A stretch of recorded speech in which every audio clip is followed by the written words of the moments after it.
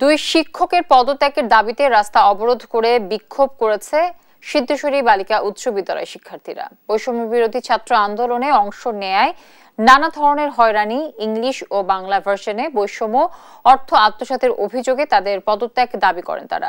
সোমবার সকাল 11টায় শান্তিনগর মোড়ে অবস্থান নিয়ে ইংলিশ ভার্সনের ভাইস প্রিন্সিপাল শ্যামা ও বাংলা ভার্সনের শিক্ষক দেলোয়ারের পদত্যাগ দাবি করে শিক্ষার্থীরা।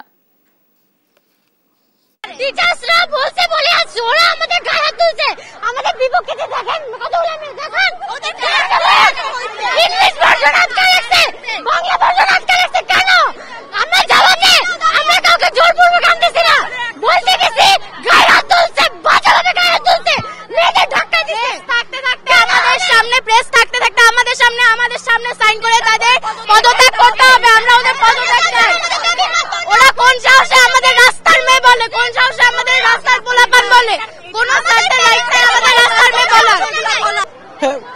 ময়না আসবে না। আমি তো ওকে ঠিক আছে স্যার, আমি চলে যাচ্ছি।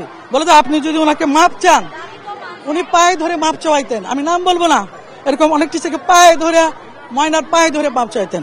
আমি তো ওকে ঠিক আছে।